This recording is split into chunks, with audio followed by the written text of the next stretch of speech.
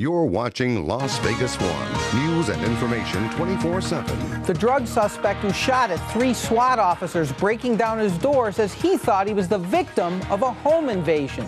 Even the judge at the preliminary hearing questioned the police tactics. We'll hear from Emmanuel Dozier's attorney. Plus, authorities say Dozier's girlfriend, the mother of an infant, abused and neglected her children, in part because she didn't have a job. We'll hear from Belinda Saavedra about the fight to keep her children. That's next on Face to Face. Tough questions, direct answers. This is Face to Face with John Ralston.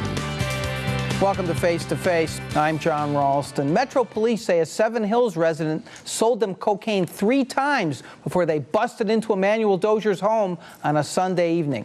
Dozier injured 3 officers when he fired shots. He was arrested and faces attempted murder charges. But did the police needlessly endanger themselves and others that night? We invited the police to discuss their actions in the case, but Metro declined, citing the ongoing investigation. We also invited the district attorney's office, but the prosecutor in the child abuse and neglect case had other commitments. Later on, we'll hear from Emmanuel Dozier's attorney. But first, the woman who had her children taken from her after her boyfriend was arrested for shooting at SWAT officers who broke down their door, Belinda Saavedra. Also with us, her attorney, Vicki Greco. Really appreciate both of you coming on. People have read a lot about this. I'm gonna let you fill in the blanks on some of the things maybe that happened that haven't been out there.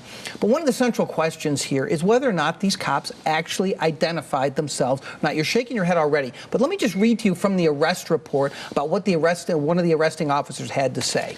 As I sat in my vehicle at the end of Panorama Ridge, that's where you live, I observed SWAT officers walk to the front of the house and yell, "Police, search warrant," repeatedly. When there was no response from within the house, I then heard noises indicating SWAT was attempting to breach of the front door of the residence. The front door of the residence was secured with a metal security gate, which SWAT was attempting to breach. During this time, SWAT officers continued to yell, "Police, search warrant." Here you are. You're shaking your head. You did not hear them yelling that at all? First of all, we were laying in our bed in the back of the room. My daughter was in the front of the room. She's 13 years old. She hears the gate rumbling and boom, bang, and she runs to us to tell us that someone's trying to break into the home. And all we hear is banging at the gate of the door. I instantly called 911 the minute I heard it. I pre-warned them that my boyfriend is a registered gun owner and he will protect this home. You said that on the 911 call? Yes, I did. And she repeated it herself, "Your boyfriend is a registered gun owner. Are you sure?" And I said, "Yes." I said, "Please hurry up and come. I got kids here. Hurry, they're trying to get in." I was on the phone with her for over 5 minutes, and I don't know where the shots were coming from. I heard them from the outside, and I heard them from the... Well, let me just stop you for a second so people understand. This isn't that huge a house. It's what? It's about 2,000 square feet? 21, yes. Okay. So you're at the back of the house? The back of the house. So is it possible you didn't hear them yelling, police? No, and none of my neighbors even heard it neither. And your daughter, who's 13 years old, yes. She's in the front of the house. She says she did not hear them. No. Let me ask your attorney a quick question. Why would the cops not identify themselves? Isn't that highly unusual?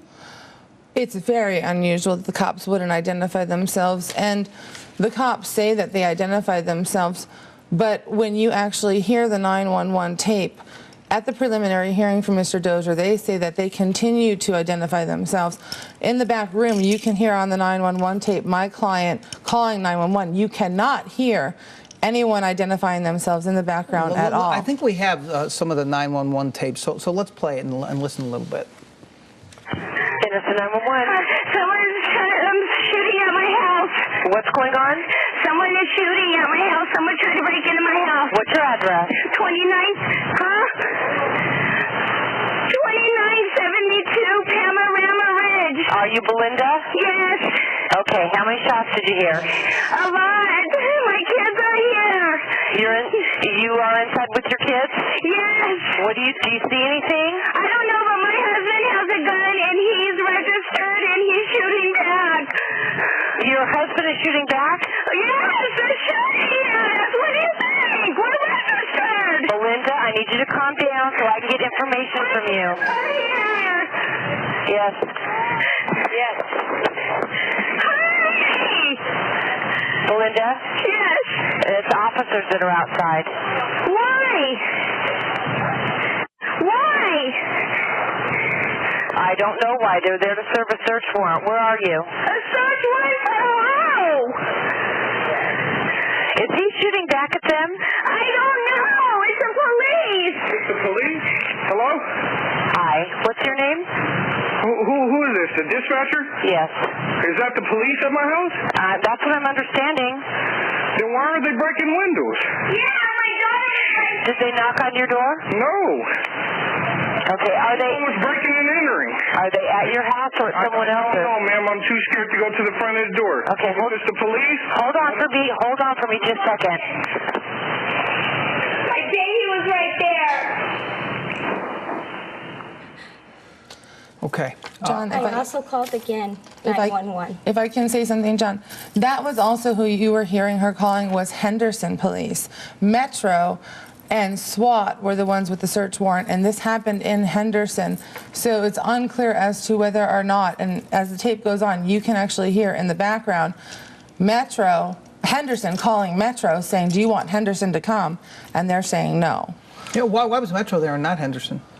You would have to ask them, and Yeah, apparently... we tried to do that. Listen, anybody listening to that, you were clearly terrified. Oh, yes, my daughter. You're probably reliving it here again, and I apologize Yes. for that, but you probably have before. You clearly had no idea that these No, were cops. no. And even your boyfriend, it sounds like, did not know it was the No, cops. nor did unless the you're neighbors. two of the greatest actors ever. I mean, really, I'm being somewhat facetious here, but you sound terrified to I me. am, and not only did I not know, my daughter didn't know, and the neighbors even called because they thought someone was breaking into our house. It's important to also note, John, that at this time frame in that neighborhood, there was a serial rapist on the loose who was Caught 3 days after this incident. So her 13-year-old daughter, who was up front playing on the computer, eating some peach cobbler that my client had just cooked prior to going back to put the baby to bed.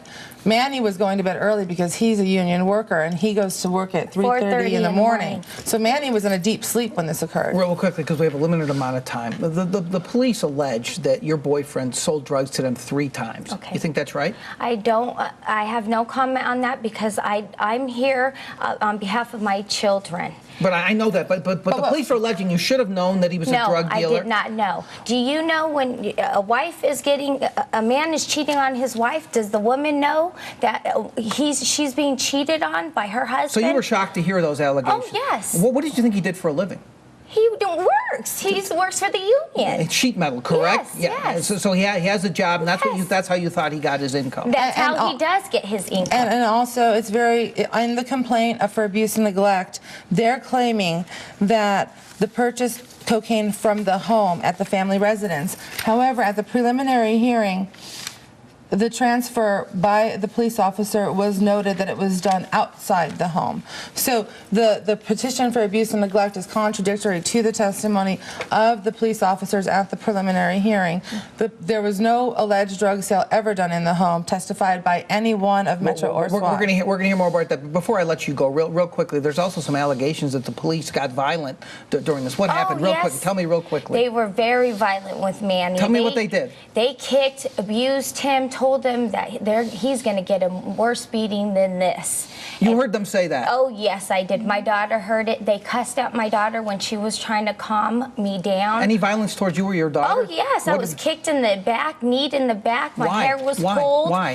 What did you do? He smudged my face. I didn't do nothing. You didn't try to fight with the police? No, you didn't do not anything? one bit. They did this unprovoked? I had my 3-month-old baby in my hand, trying not to drop him from them pulling. They need you while you were holding your infant? Yes. Come on. Really? Yes. And they also told my daughter, F the up, and it's on the 911 tape. All right, we're gonna. And they also took the children into protective custody immediately after she told them she didn't want her children questioned without attorneys present. Stick around, Ms. Greco. I'm sorry we're out of time. I'm sorry you've had to relive this. I really do appreciate your willingness to come on and talk about it. Yes, but I'm here though because I need my kids to get off the CPS. We're going to talk to one of the best attorneys right here in town who's trying to do that for you when Face to Face returns. And later, we're going to talk to Emmanuel Dozier's lawyer and get his take on what happened that night. Back in a moment.